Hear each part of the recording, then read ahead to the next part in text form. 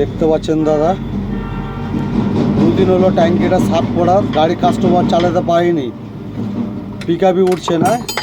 Gas ভরার মতো দেখতে পাচ্ছেন হাফ ট্যাঙ্কি জল,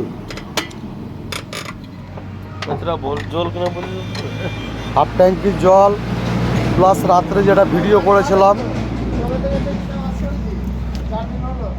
এবার ওয়ারিং নতুন লাগিয়েছিলাম, ট্যাঙ্কি ওয়াশ করার পরে ওয়ারিং নতুন, এবার ম্যাগনেট কার নতুন লাগালছিলাম, ইস্যু ফিস্যু যা আছে সব কিছু লাগালাম। লাগার পরও গাড়ি সাকসেসফুল করতে পারিনি দাদা, বুঝতে পারলেন। সকালে আজ সকালে এখন বর্তমানে উঠে ঘুম থেকে উঠে ফার্স্ট চ্যানেলসে খুললাম, খুলে দেখছি ট্যাঙ্কিতে কিন্তু মানে প্রেসার ছিল না। এখন দেখেন ট্যাঙ্কিতে বর্তমানে জল আছে। ছেলেটা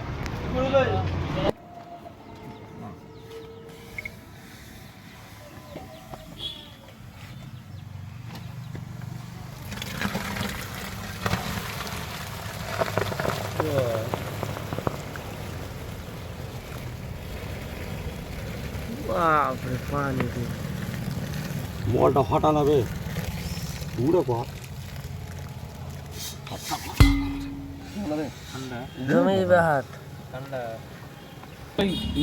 গ্যাস আছে মনে হয়, এগুলো গ্যাস পানি দুটোই। ও দেখতে পাচ্ছেন দাদা, এটা গ্যাস মেশিন।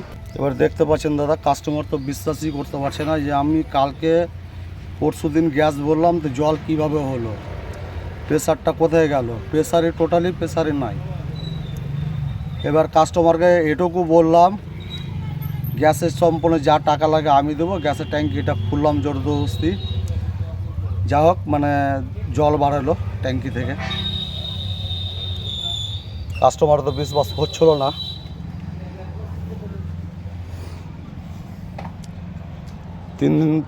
তিন দিন থেকে এই গাড়ির পিছনে খাটছি দাদা।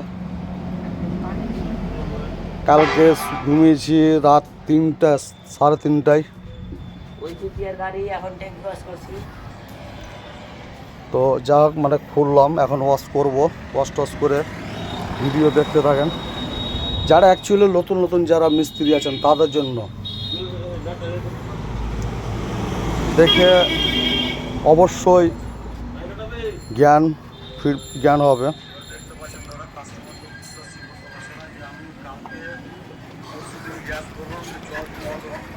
লাইনে থাকেন, এবার গ্যাস মেশিন ওয়াশ টস করবো।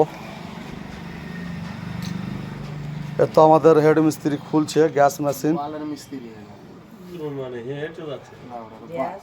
খোলার পরে তো লাইফে থাকেন দাদা ভাই। এটা ওয়াশ করে ফের আবার ভিড়াবো। তো যাই হোক এখন পার্টিকে কাস্টমারকে পাঠাবো, ইনি দাদার গাড়ি, দাদাও পরেশানে আছে কদিন থেকে, 4 দিন থেকে পরেশানে আছে, গাড়িও ঠিক হয়নি। যাক ইনশাল্লাহ আজকে দিয়ে দেবো গাড়ি, গাড়ি চালিয়ে বেড়ে দাদাও খুশি থাকবে, দাদার বৌদি খুশি থাকবে। আসসালামু আলাইকুম।